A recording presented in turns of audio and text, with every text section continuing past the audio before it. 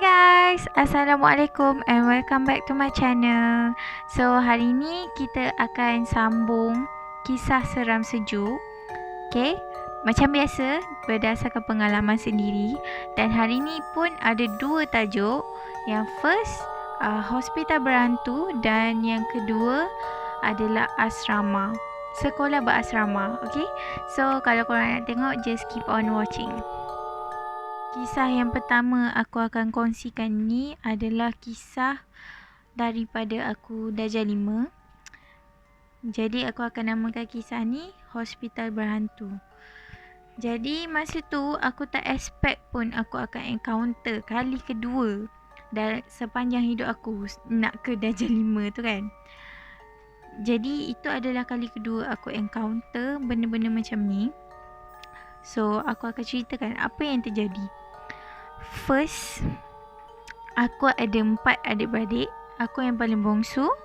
Aku ada seorang kakak dan 2 orang abang. Abang aku yang kedua ni, dia ada penyakit iaitu asma. Bila dah teruk, asma attack, jadi kita orang kena pergi ke hospital tersebut untuk mendapatkan rawatan. Sebab tu je yang paling dekat. Jadi kita orang pergi. Masa pergi tu, abang aku dapat rawatan dekat sana. Semasa menunggu dia, jadi kita orang pun duduklah dekat waiting room. Bila kita orang tunggu dekat waiting room, masa tu aku tak adalah main handphone. Walaupun aku ada handphone kan, masa tu tak ada internet apa semua. Jadi hobi aku adalah tengok dekat luar. Bila tengok kat luar, aku suka perhatikan orang. Jadi aku nampak seorang pakcik ni, Pak Gad ni. Okay, dia cakap sorang-sorang. Bila dia cakap sorang-sorang, aku mula perhatikan dia dengan lebih dekat.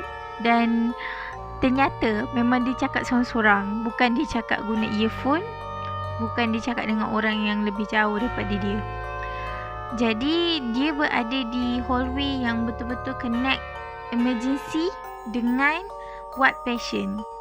Jadi laluan tu memang apa orang kata, memang orang-orang pekerja hospital semua akan tolak pasien dekat situ. Jadi aku nampak pakcik ni bercakap seorang-seorang.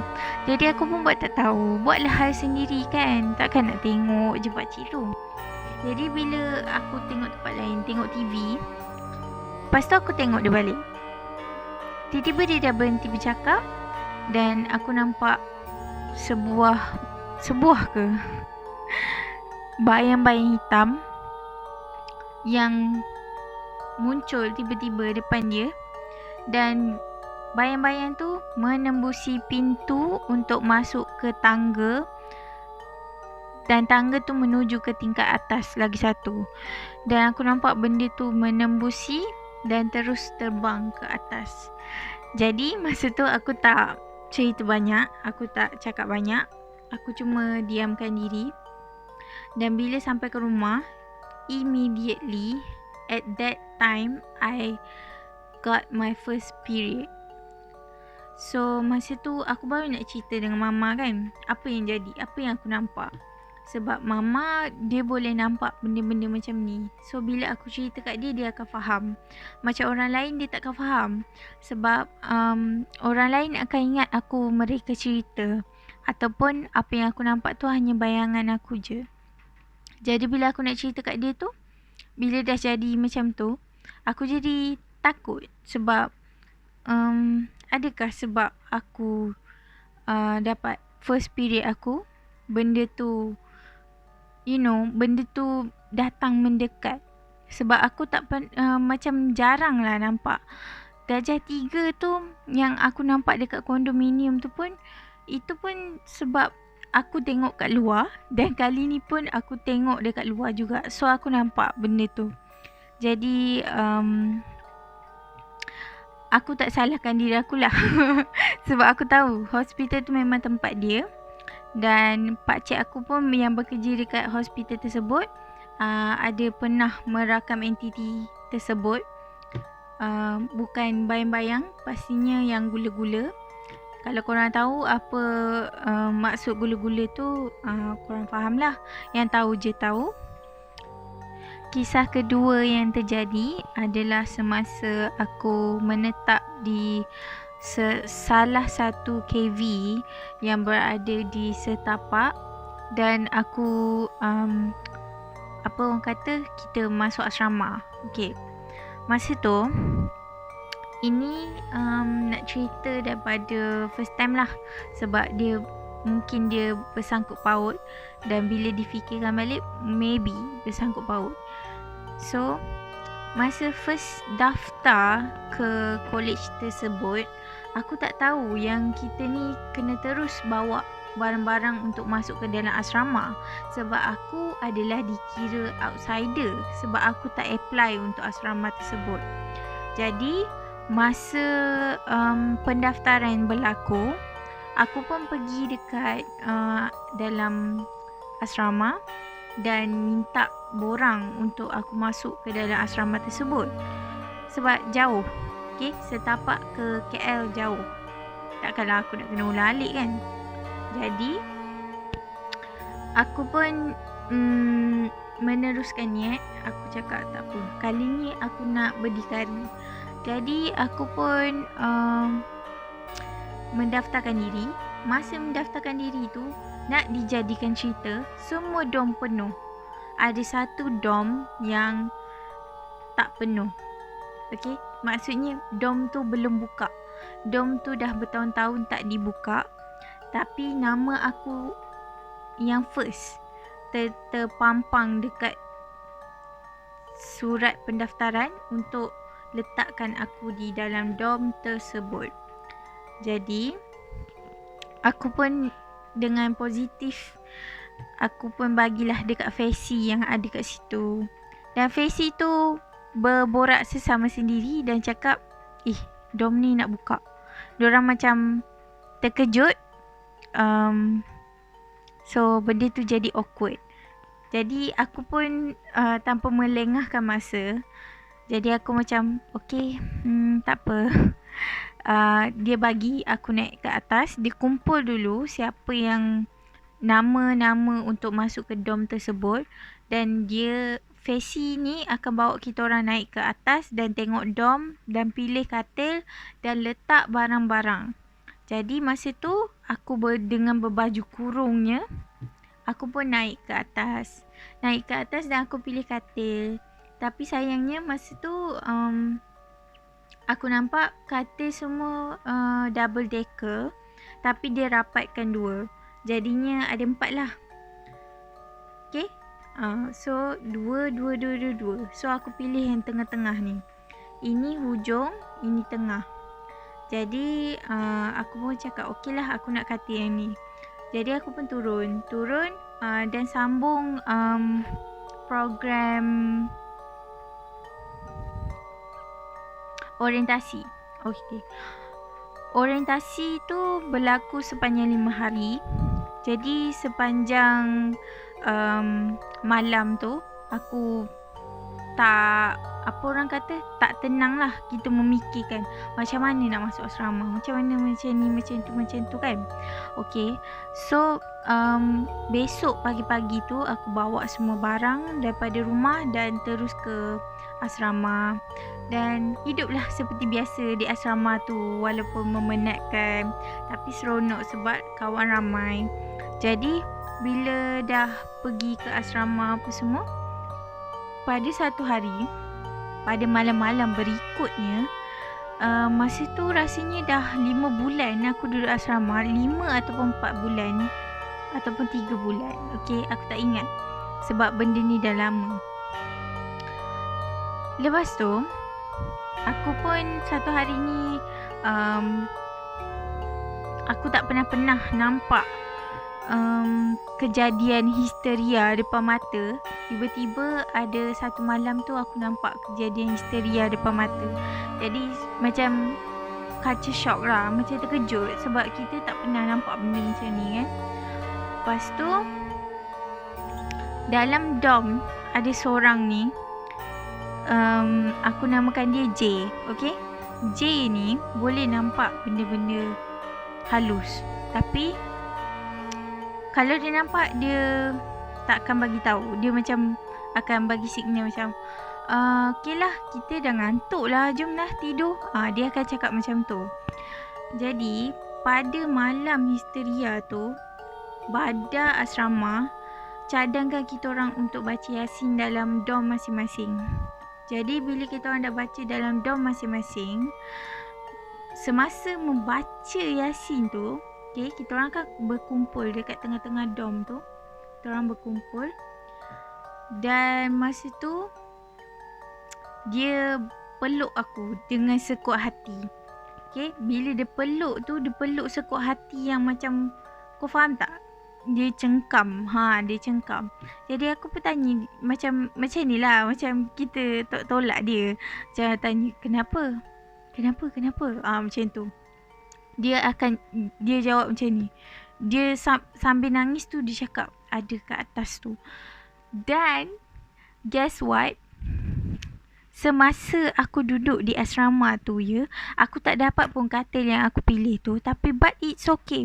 Aku dapat yang tepi dinding. Okay, tepi dinding tu ada ruang tau. Bukan dinding yang rapat ke dinding. Jadi ni tingkap, ini katil, ini dinding. Dia cakap benda tu bertinggi atas katil kita orang. Katil aku dengan kawan aku. Jadi aku pun macam, kau ni jangan cakap macam tu sebab nak tidur kan. So malam tu takutnya pasal, jadi kita orang memilih untuk tidur beramai-ramai dekat depan, dekat dalam dom yang tengah-tengah tu. Kita orang bentang tilam dan kita orang tidur ramai-ramai. Sebab yelah, first time encounter macam tu bagi outsider yang tak pernah duduk di asrama kan. Mestilah diorang freak out. Lepas tu okay lah, benda tu pun macam orang dah tak berapa ingat. Sebab kita nak duduk asrama ni, kita penat tau dengan assignment apa semua. Jadi kita pilih macam, okay lah, ignore je lah. Kadang-kadang tak dinafikan, aku memang pergi mandi selepas isyak. Aku pergi mandi dalam toilet seorang-seorang, tak ajak kawan. Memang masa tu aku memang tak ada fearless.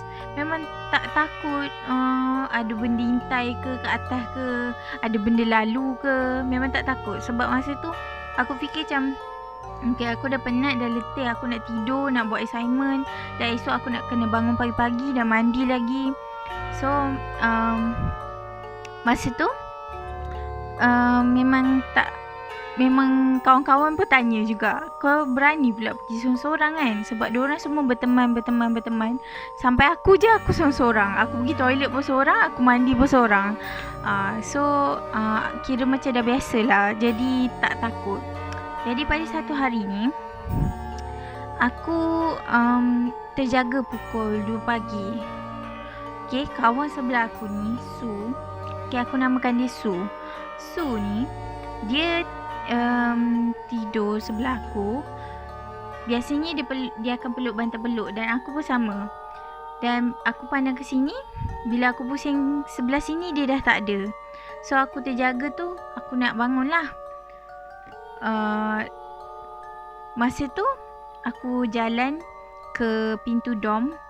Tiba-tiba aku ternampak dia dekat tempat Swiss. Okay, ni Swiss, ni tempat Swiss, ini pintu dom. Dan dia berdiri menghadap Swiss tu dengan rambut dia. Okay, rambut dia memang panjang, tapi setiap malam dia akan sanggul. Dia takkan lepas. Pada malam tu dia lepaskan rambut dia. Jadi aku pun malas nak tanya. Aku macam tengok macam tu sebab kita tengah mamai. Lepas tu kita mengantuk, penat apa semua kan.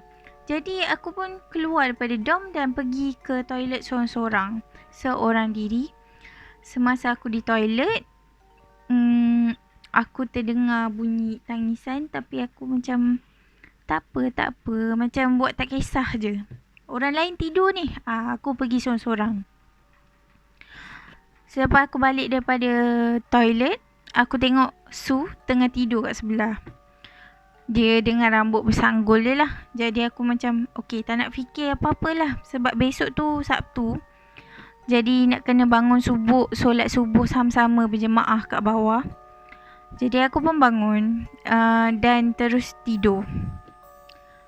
Tapi tak tanya apa-apalah. Besok pagi tu azan subuh kejutkan kami.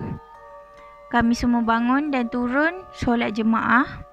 Lepas solat jemaah tu, aku ada tanya, Su, malam tadi kau bangun ke?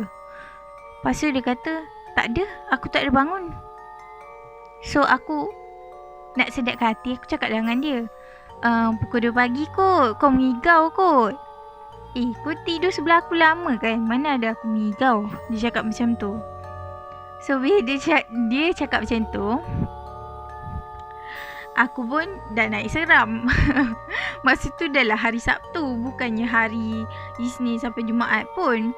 Jadi kita orang, aku fikir kita nak kena duduk dekat dorm ni lama ni sampai ke hari Isnin. So aku pun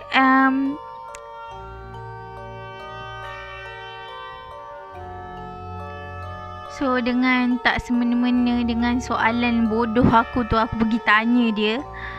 Dan hari tu juga aku dapat demam panas. Jadi aku request dekat warden untuk balik. Aku pergi klinik apa semua, aku masih terbayang-bayang lah benda tu. Sebab aku tidur sorang-sorang, jadi dia macam mengacau otak lah. Aku jadi susah nak tidur malam. So aku dapat cuti MC 2 hari. Aku balik pada hari kedua tu, aku cakap dengan baba, aku cakap aku tak nak dah duduk asrama sebab benda-benda macam ni mengganggu aku dan aku tak boleh fokus study. Sebab nasib lah masa aku nampak tu, aku tak nampak muka dia betul-betul. Aku just nampak belakang. Dan pakaian Su ni sangat simple. Su pakai jersey dan juga tracksuit masa dia tidur. Jadi aku pun macam tak adalah fikir sangat masa tu. Cuma bila dia dah cakap macam tu, aku pun announce lah kat dorang yang aku dah takkan duduk dekat asrama. Dan demi keselamatan aku juga, aku pilih untuk jadi outsider. Jadi itulah kisahnya di asrama tersebut. So tu je 2 kisah untuk malam ni. Okay, demi korang aku sanggup buat malam-malam ni. Walaupun sebenarnya aku takut. Okay, nasib baik Faiz ada teman. So thank you so much for watching. Jangan lupa like, share dan subscribe to my channel. Kalau korang ada suggestion lain, sila komen dekat bawah. Tunggu next video seram sejuk. Bye.